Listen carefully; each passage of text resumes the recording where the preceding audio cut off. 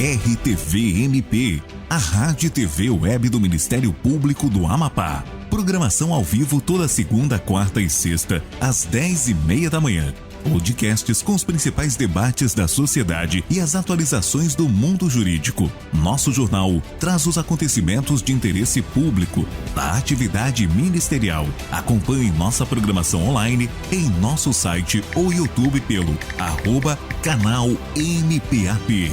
RTV-MP, a Rádio e TV Web do Ministério Público do Amapá.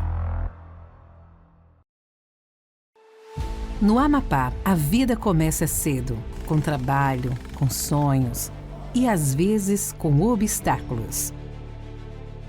Quando o atendimento falha, a escola para ou a natureza pede socorro, é a vida de todos que fica em suspenso. É nesse momento que começa a atuação estratégica do Ministério Público, muitas vezes silenciosa, mas sempre firme. O MP investiga, ouve, constrói caminhos, firma compromissos, exige providências. Não executa, mas acompanha cada passo, fiscaliza e atua. E então, o que parecia distante, acontece. A Escola Cândido Portinari voltou. O Hospital de Porto Grande é realidade. Crime ambiental agora tem radar. O direito é cobrado e tem que ser garantido. Esse é o papel do Ministério Público. Transformar a realidade com ações concretas. Ministério Público do Amapá. Nosso compromisso, seu resultado.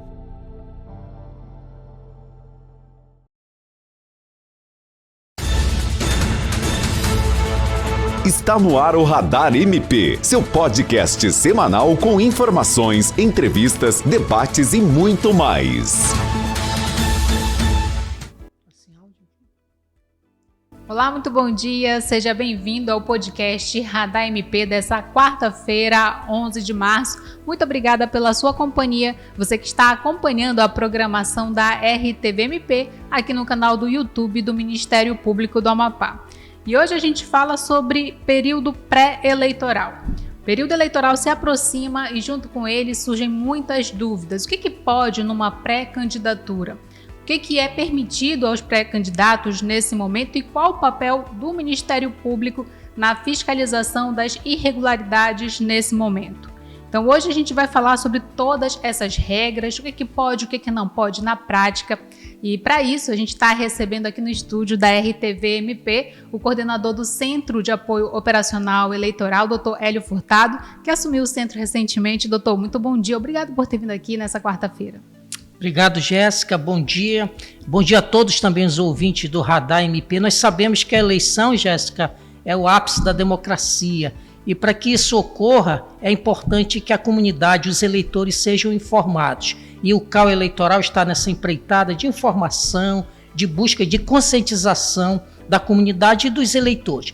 Eu quero frisar inicialmente que recentemente eu assumi essa árdua tarefa à frente do CAU eleitoral através da indicação do ex-coordenador Dr. Ricardo Crispino, o qual eu já saúdo e presto minhas homenagens pelo sensível trabalho, responsável trabalho.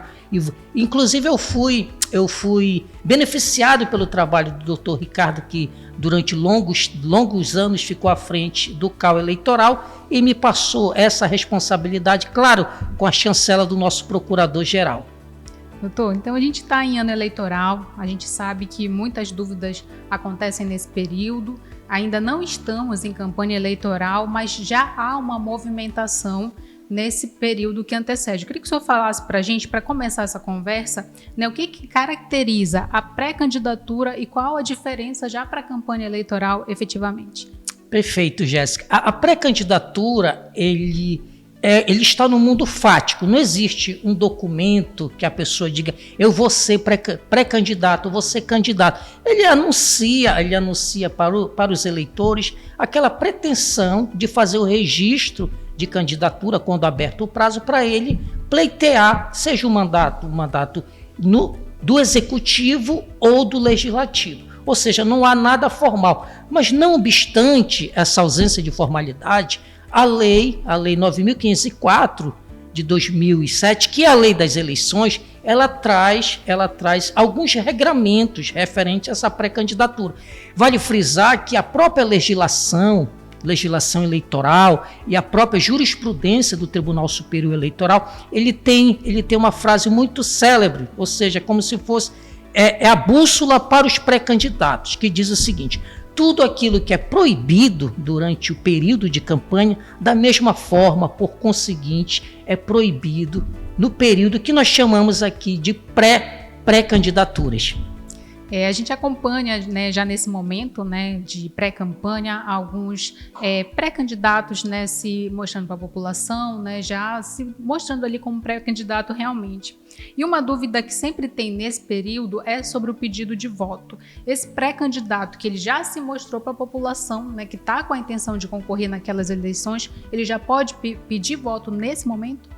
Exato. Como eu falei, Jéssica, não obstante essa ausência de formalidade, não tem um documento dizendo ele vai ser candidato, ele é pré-candidato, existe o regramento. O artigo 36A da Lei das Eleições, ele permite o debate de ideias durante esse período, mas proíbe, por conseguinte, o pedido de voto. E esse pedido de voto, Jéssica, muitas das vezes, não é apenas aquele direto, vote em mim, mas pode ter um subterfúgio, aquele eu conto com você, até a nossa vitória. E isso a legislação eleitoral, ela proíbe, sanciona, inclusive, com a aplicação de multas, esse pedido direto de votos.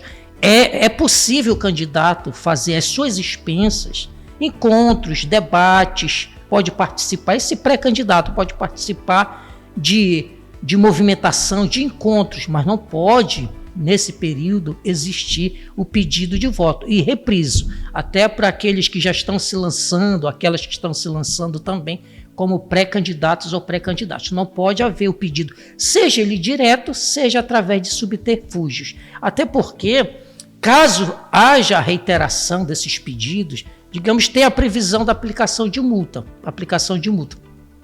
Mas se esse pré-candidato ele já faz uso ostensivo das plataformas digitais, das mídias sociais para fazer esses pedidos, seja direto ou indireto, esse pedido de voto, ele, além de sofrer essa sanção, a sanção que é a aplicação de multa, quando do registro dele, ele pode ser agraciado com uma ação de investigação judicial eleitoral. Pelo quê? Pelo abuso de mídia. Existe o abuso do poder midiático. Ou seja, os meios de comunicação é previsto, inclusive na jurisprudência do Tribunal Superior Eleitoral, que as plataformas digitais são consideradas meios de comunicação, e inclusive meio de comunicação em massa. Então, se ocorrer o abuso pelo pré-candidato, pode ensejar uma ação judicial lá na frente, que pode resultar em quê, Jéssica? Seja na cassação do registro, ou então na cassação do mandato, caso ele logre êxito na eleição. Nesse sentido, a gente está falando muito da figura do pré-candidato em si nesse momento, doutor, mas nesse pedido de voto, né, só para ficar bem claro para a gente nesse momento, o pré-candidato não pode fazer esse pedido, mas e se houver um terceiro ali, né, pedindo voto para essa pessoa? Esse pré-candidato pode ser responsabilizado de alguma forma? Pode implicar em alguma questão? Excelente pergunta, Jéssica. É porque muitas das vezes, quando uma pessoa já se lança, já anuncia essa pré-candidatura, claro que ele tem uma base ali por trás dele, são apoiadores que a legislação chama de cabos eleitorais. É até um recado para esses pré-candidatos: cuidado com essas publicações, com essas ações desses aliados. Por quê? A legislação eleitoral, ela não prevê a responsabilidade apenas daquele que fez a ação, mas também daquele que foi beneficiado. Aquela história de que eu não sabia, aquele outdoor que estava na rua, eu não vi quem publicou, aquela postagem, mesmo com aquela marcação que se diz do candidato, aquilo pode implicar, sim, na responsabilização desse pré-candidato que futuramente será um candidato. Então, até um recado para os pré-candidatos: cuidado com esses aliados oriente que essas proibições valem tanto para os pré-candidatos quanto para os denominados cabo eleitorais, porque, friso novamente, aquele jargão de que eu não sabia, eu não conheço, ele fez por conta própria, na justiça eleitoral é visto com reservas. E a entrega de algum tipo de benefício em troca de apoio político. Por exemplo, né, um pré-candidato ofereceu ali uma cesta básica, fez uma distribuição de cesta básica para uma família, botijão de gás, né, pagou uma conta de energia, por exemplo. Isso é permitido, né, pela legislação ou isso se caracteriza de alguma forma crime eleitoral? Jéssica, é comum nesse período da pré-campanha, pré-eleitoral, que apareçam, né, ações filantrópicas, é que a gente chama de ações eleitoreiras, ou seja, é o assistencialismo barato, que ele está ali apenas com o objetivo de buscar o voto do eleitor ou da eleitora. E isso aguça muito nesses, claro, pré-candidatos maliciosos, que buscam, através desses subterfúgios, doação, seja de gás, seja de cestas básicas, pagamento de contas. Para todo esse período, como eu falei, na pré-campanha, o que é proibido na campanha também é proibido na pré-campanha. O próprio artigo 41A da Lei das Eleições diz que lá é proibido e tem uma sanção para captação ilícita de sufrágio. Tá, mas só que esse 41A pode pensar o pré-candidato, até porque a própria legislação prevê, a jurisprudência encampa isso, que esse 41A ele só se aplica da data do registro da candidatura até o dia da eleição. Ou seja, aquele candidato que ele faz a compra de voto nesse período do registro da candidatura até o dia da eleição, ele é sancionado pelo 41A. Aí a gente pode pensar, mas fica um vazio. E como vai ser punido aqui a pré-campanha? Para a pré-campanha também, nós temos, além da sanção penal, que é o artigo 299, que inclusive, ele, para além do pré-candidato, ele também pune o eleitor, que oferece, que recebe uma dádiva em troca do voto.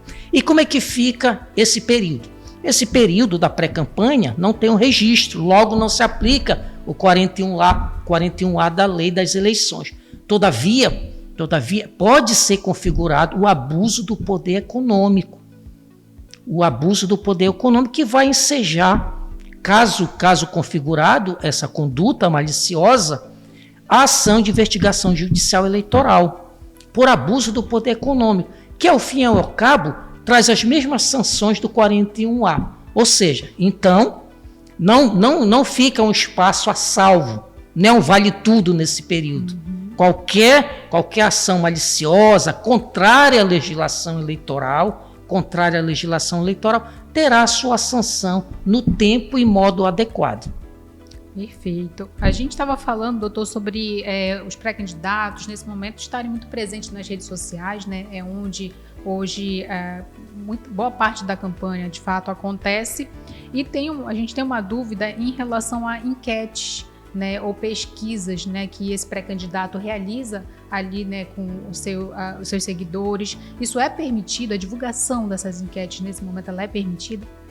Jéssica, as pesquisas eleitorais elas podem ser realizadas, pode levar ao conhecimento do público, mas para isso tem que seguir uma metodologia própria e tem que haver a inscrição 5 dias antes para essa divulgação na Justiça Eleitoral, no caso aqui o TRE ou Tribunal Superior Eleitoral.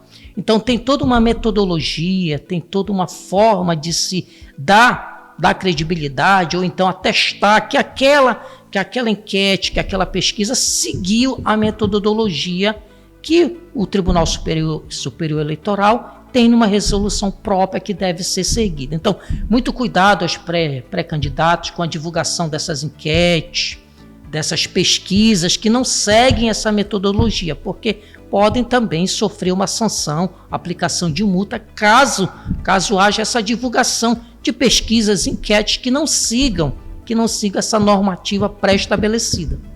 A gente está percebendo que são muitas as regras nesse período, né, doutor? Apesar de não ser um período oficial ali como candidato, tem regras que esse pré-candidato deve seguir e o eleitor também. Vou chamar um intervalo rapidinho e na volta a gente vai falar mais aqui com o coordenador do Centro de Apoio Operacional Eleitoral. A gente volta em um minuto. RTV-MP, a Rádio TV Web do Ministério Público do Amapá. Programação ao vivo toda segunda, quarta e sexta, às 10h30 da manhã. Podcasts com os principais debates da sociedade e as atualizações do mundo jurídico. Nosso jornal traz os acontecimentos de interesse público da atividade ministerial. Acompanhe nossa programação online em nosso site ou YouTube pelo @canal MPAP. RTV-MP, a Rádio TV Web do Ministério Público do Amapá.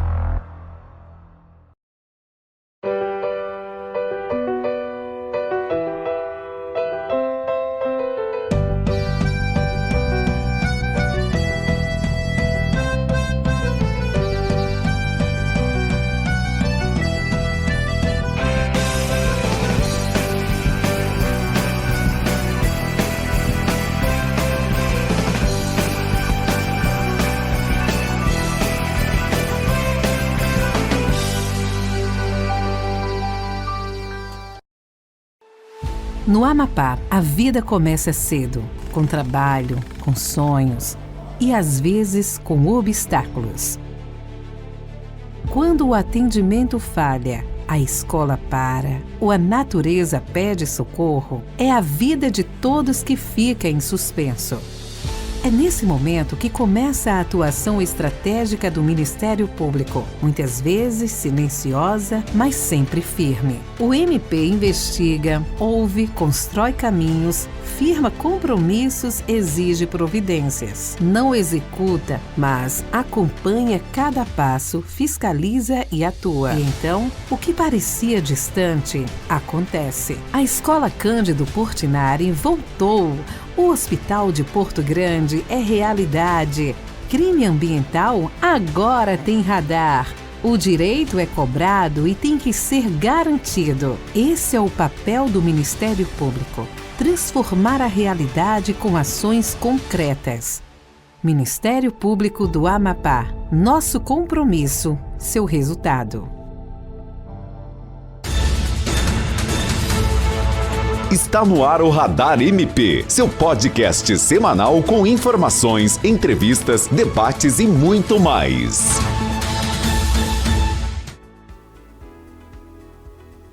Estamos de volta com o Radar MP desta quarta-feira, aqui diretamente do canal do YouTube do Ministério Público do Amapá. Hoje estamos falando sobre pré-candidaturas, tirando dúvidas, o que pode, as regras desse período, junto com o coordenador do Centro de Apoio Operacional Eleitoral, Dr. Hélio Furtado. Eu estou retomando aqui a nossa discussão, né? A gente está falando sobre todas essas regras para esse período, né? Especialmente ali com foco no pré-candidato, mas o eleitor também tem um papel muito importante e às vezes já nesse processo esse eleitor se sente pressionado de alguma forma a votar em algum candidato ou no ambiente de trabalho, né? Algum ambiente público também. Eu queria que o senhor falasse para a gente quais as regras nesse momento desse eleitor, se ele se sente pressionado a votar em um candidato. Isso acontece não raras vezes, inclusive nesse período, e ele é mais aguçado no período do período da campanha. Mas existem essas sanções para esses assédios morais, seja no trabalho público, no trabalho privado. Acontece, como eu já frisei, o pré-candidato ele pode fazer encontros, pode fazer debate às suas expensas ou às expensas do partido político. Todavia, se esse pré-candidato ele é vinculado a um órgão público ou a uma empresa na iniciativa privada, o trabalhador, o colaborador, ele não pode ser forçado a participar. Mas se ele quiser de livre vontade, pode ir. Diz inclusive o Abraham Lincoln, lá, o ex-presidente americano, que ele dizia: nenhum homem pode governar o outro se ele não dá a ele liberdade. Tem que dar liberdade, escolha de voto para o empregado, para o servidor público. E isso é caracterizado, se for na iniciativa pública, dentro de um órgão público, uma certa, que se diz uma pressão para que aqueles servidores participem de atos de pré-campanha, pode ser caracterizado como, Jéssica, como abuso do poder político, que tem as sanções prevista na Lei Complementar 22, que trata tanto da cassação do registro quanto da cassação do mandato, inclusive a inelegibilidade por 8 anos. E se for no ambiente privado, dentro de uma empresa ou de outra espécie, pode ser caracterizado o abuso do poder econômico. E para além disso, tem inclusive a previsão de crimes para isso. Salvo engano, o artigo 300 e 301 do Código Eleitoral traz sanções, inclusive com aplicação de penas privativas de liberdade para essa espécie de, ou seja, coagir, forçar o eleitor, forçar o trabalhador a participar desses eventos de pré-campanha.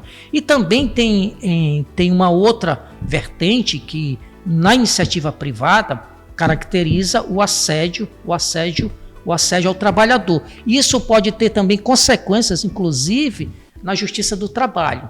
Recordo que nas eleições de 2024, o Ministério Público do Trabalho, o Conselho Nacional do Ministério Público, tiveram um foco especial para essa questão do assédio ao trabalhador, esse assédio moral dentro do ambiente de trabalho. E tenho certeza que nesse ano não será diferente. Inclusive, como já frisei, para além dessas sanções previstas na legislação eleitoral, a pessoa que praticar esse assédio com o trabalhador, ele pode ficar sujeito a indenizações no âmbito da Justiça do Trabalho, seja em ações individuais do trabalhador, seja através de ação civil pública do Ministério Público do Trabalho. E aqueles benefícios, né? Por exemplo, eu sou eleitora, recebo algum benefício e, de repente, né, aquele pré-candidato fala, se eu não vencer a eleição, esse benefício pode ser suspenso. Como agir nesse momento? Nós sabemos, Jéssica, que nesse período, alguns gestores, mesmo que eles não se lancem candidato, eles apoiam certas pessoas ali do seu grupo político.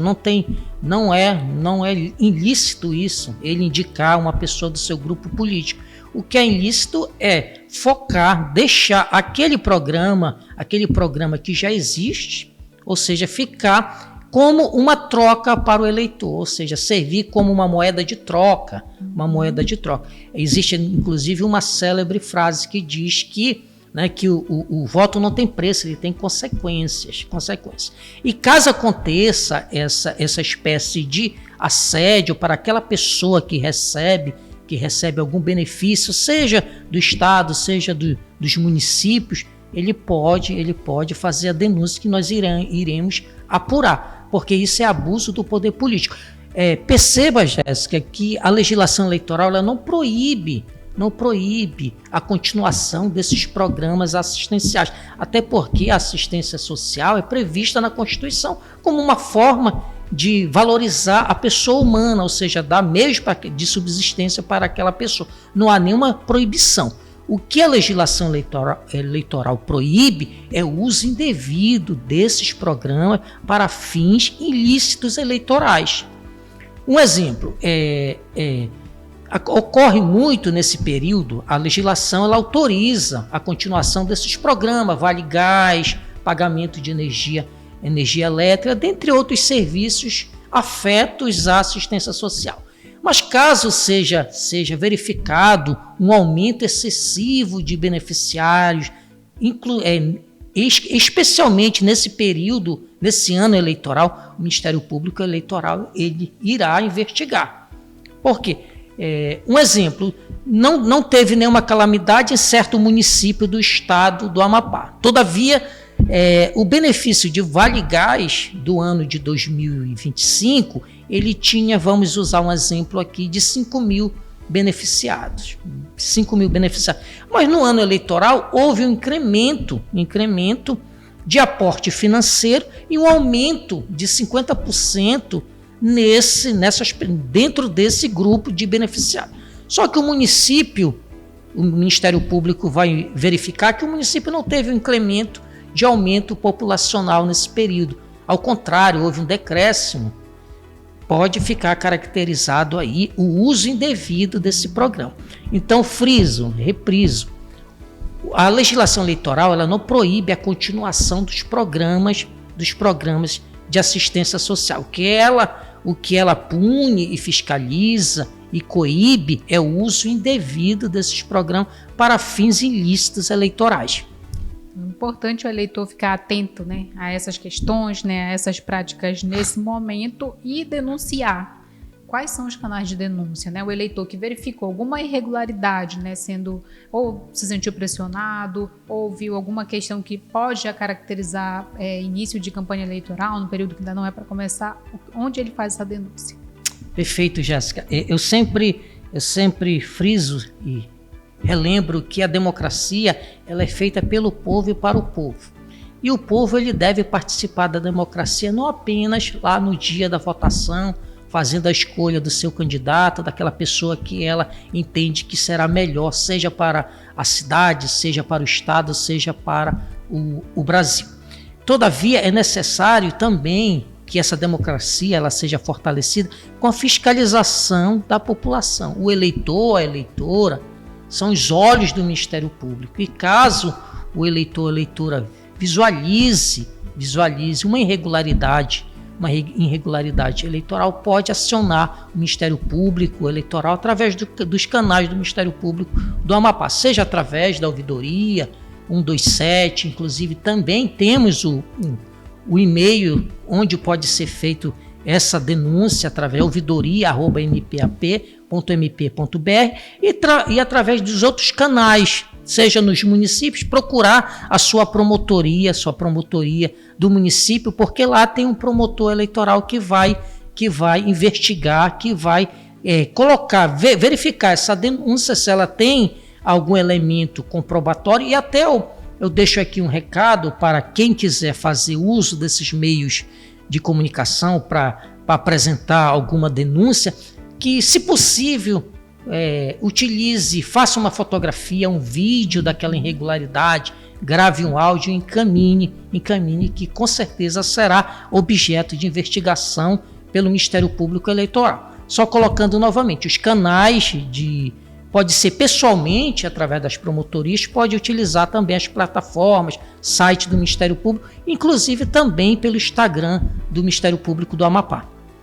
Doutor, há uma luta, né, nos últimos anos, né, no combate à disseminação de informação falsa, né, às fake news, tanto por parte do Ministério Público, Poder Judiciário, sociedade, que a gente sabe o impacto, né, que essas fake news têm no período eleitoral e na pré-campanha. Da mesma forma, né, se encaixa novamente aquela frase que eu já disse: tudo que é proibido na campanha é proibido também na pré-campanha. Nós sabemos que a liberdade de expressão ela é um direito, todavia não é um direito absoluto.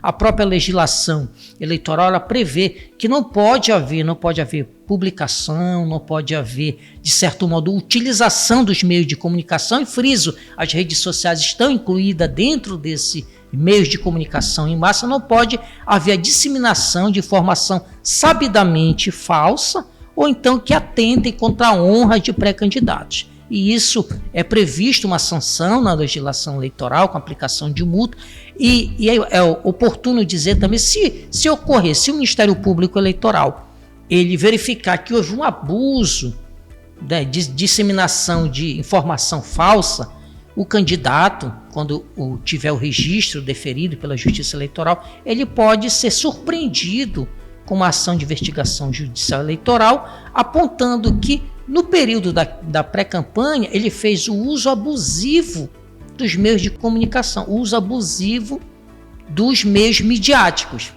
inclusive as redes sociais, ou seja, não fica salvo, não tem salvo-conduto para informações. Ele pode fazer a divulgação de algum evento que ele participe, principalmente os agentes públicos. Nesse período não é proibido que os agentes públicos que porventura venham se lançar à reeleição façam a publicação dos seus eventos. Todavia não pode haver uso indevido, ou seja, a promoção pessoal daquela atividade que é estrita do agente público para fins eleitorais. E, claro, não pode também ocorrer a disseminação de informações inverídicas. Inclusive, o Tribunal Superior Eleitoral tem lançado campanhas no sentido de verificar.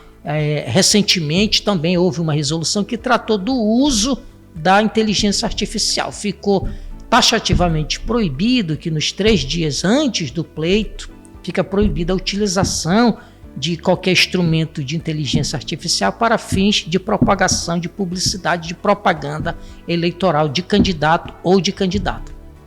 A gente está só começando nesse período eleitoral aqui, né, falando de pré-candidatura.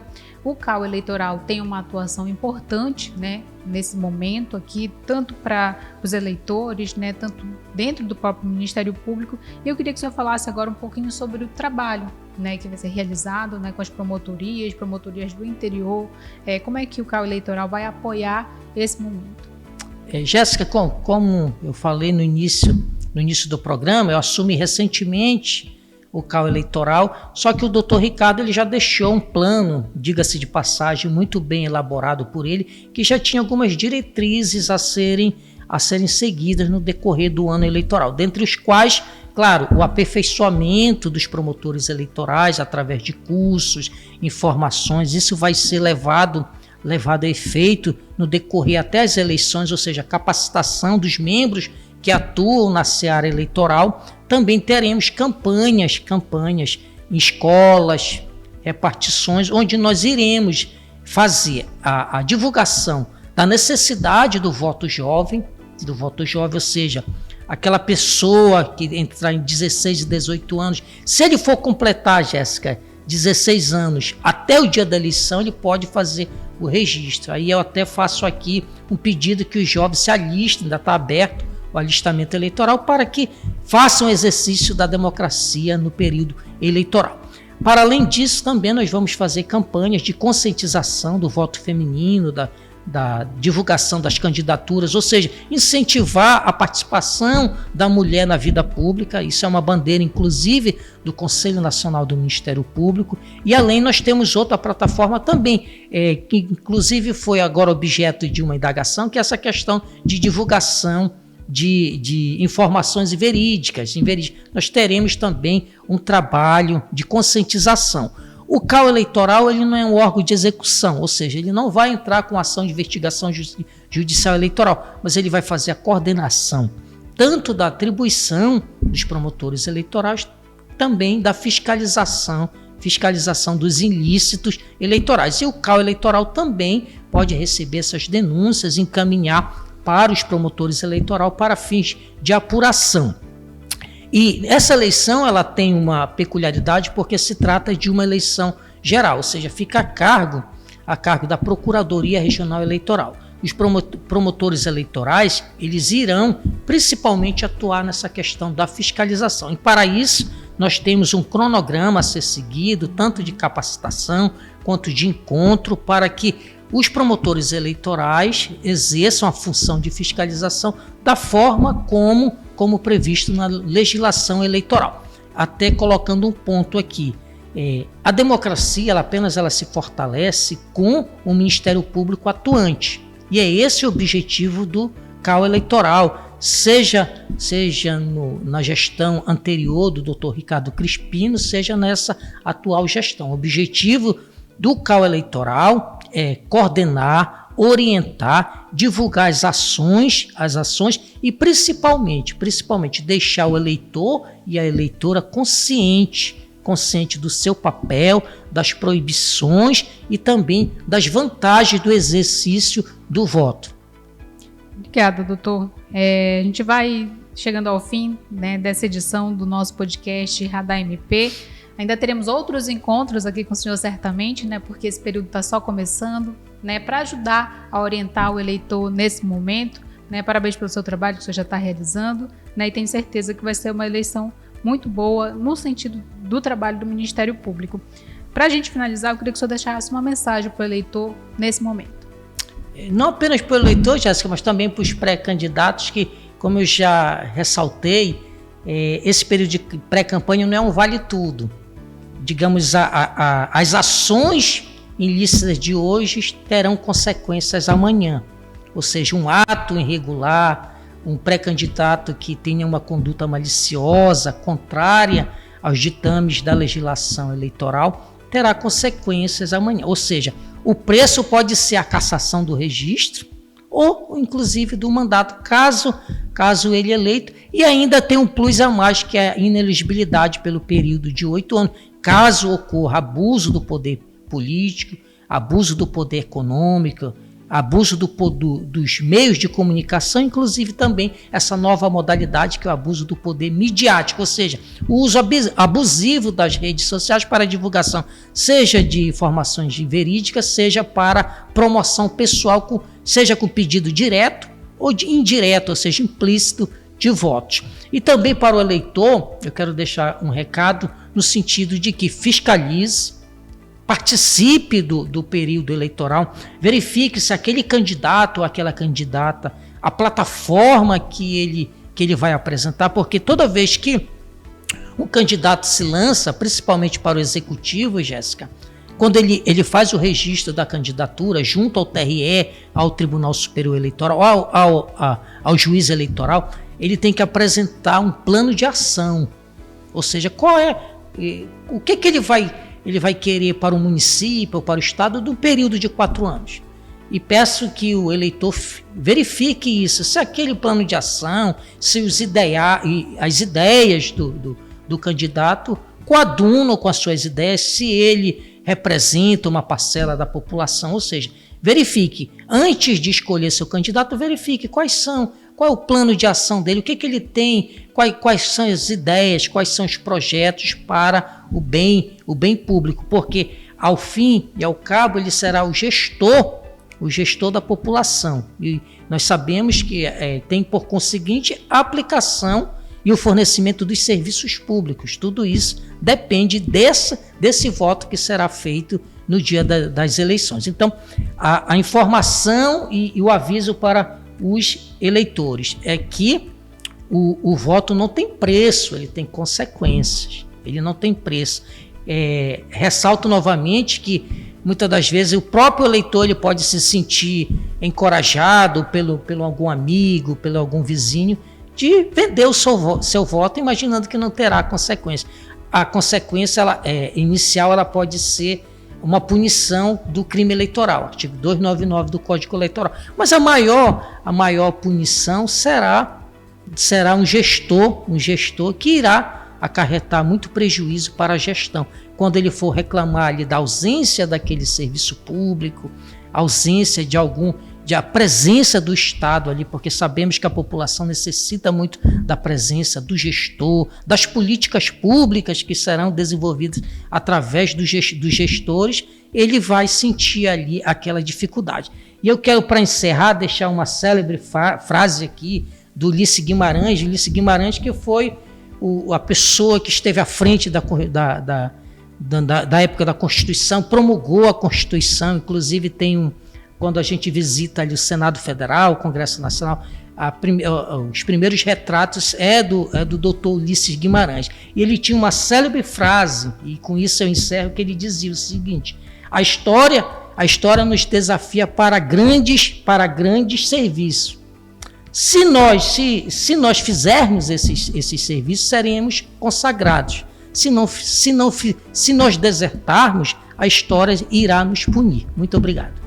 Obrigada, doutor, pela sua participação aqui. Bom trabalho para o senhor esse ano aí, a frente das eleições. A gente vai encerrando o podcast Radar MP dessa semana. Muito obrigada pela sua companhia. Eu te espero aqui na semana que vem.